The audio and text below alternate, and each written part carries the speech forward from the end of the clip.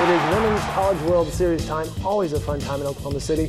From the Opoka Studios, I'm Dave Morris, and I'm honored to be joined by Mariah Gearhart, Oklahoma State softball player extraordinaire, and she will provide an interesting perspective as we go through this tournament. 4 games yesterday of game 1 of the tournament, and we saw all the lower seeds win, but I guess the big story coming out of day 1 was the illegal pitches. First of all, go through what an illegal pitch is. Well, there's 3 things that can create an illegal pitch. One of them is if you are out of the lanes that extend from both ends of the rubber, if your foot is completely out, that's an illegal pitch. But that wasn't the case yesterday. Yesterday, what we saw was what is called crow hopping, and that is where the back foot of the pitcher comes off of the rubber and off of the ground, making both feet up in the air. And that's what Brombacher from Florida and Kenzie Fowler from Arizona were doing, is instead of keeping their back foot and making a drag off of the rubber, they were lifting up and creating both feet, and that makes an illegal pitch. And they say that that is illegal because it creates more momentum, I guess, for the pitching. All right, now you played third base for Oklahoma State, and most of these calls yesterday, I guess all the calls yesterday for illegal pitches came from the third base umpire. Give us a perspective of what you see from that position of the diamond.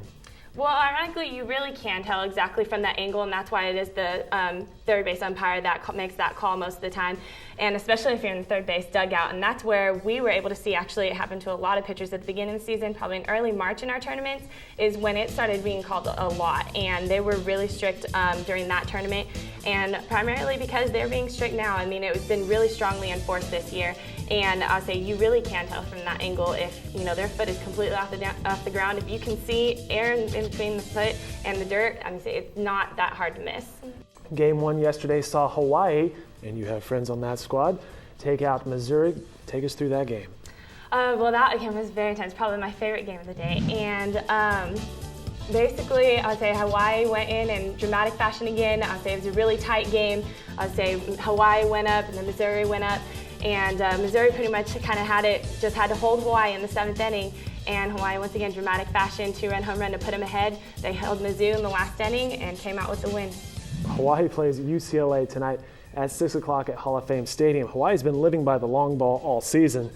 Last night, UCLA crushed Florida 16-3. How does that set up for tonight? Well, it'll be really interesting to see what the pitching does, because obviously everyone thought that the matchup between Mizzou and Hawaii was going to be a slugfest. And the pitching actually stepped up and really held that offense to a low score. So UCLA is going to be trying to be doing the same thing. Keeping Hawaii to just 3 runs was amazing for Missouri, but obviously Stephanie Ricketts was able to keep Missouri to a really low score as well. And so it'll be interesting to see if Ricketts is able to come out or Hawaii's freshman pitcher is able to hold UCLA's very high-powered offense as well. Tennessee blanked Arizona last night 9-0 in Game 3. And Florida and Arizona were the 2 schools that were called for the illegal pitches. 8 against Arizona, 6 against Florida, I believe. But you brought up a good point as you sat in on those post-game press conferences yesterday and last night. What happened to their offense? Honestly, what I saw from the pitcher was she really kept them off balance. I would say she came in and was throwing a lot of different pitches, really good sequences. Ivy Renfro has basically been a freshman phenom this year, and she came in mixing the pitches well, keeping them off balance with her speed too. She throws a lot harder than what Arizona's seen, and Mike Andrea mentioned that it's probably a lot harder pitching than they've seen in the past couple weeks. I mean, Ivy can hit up to 70 miles per hour, and so doing that and then plus mixing speeds, throwing different pitches and giving different sequences, I think that's what really kept the Arizona hitters off balance. And the nightcap last night was the dramatic finish as Georgia knocked off the defending champion Washington team 6-3. And that was pretty dramatic there late, wasn't it? Definitely. I say they had the score tied up 3-3. I mean, Washington went ahead early 3-0, and most people in the park were like, oh, it's done deal. Lori will hold them. So Georgia came back with their bats and tied up the score. And in dramatic fashion, Megan Wiggins comes up with a 3-run home run to put them ahead, and then they were able to hold Washington in the bottom of the 7th. And that sets up tonight's winners bracket games again. Hawaii versus UCLA at 6 o'clock. And then the late game tonight at 8 o'clock is Tennessee versus Georgia. One note from yesterday, she mentioned Lori. That's Washington's ace, Danielle Lori, named National Player of the Year again yesterday. You'll be with us all weekend and throughout the summer.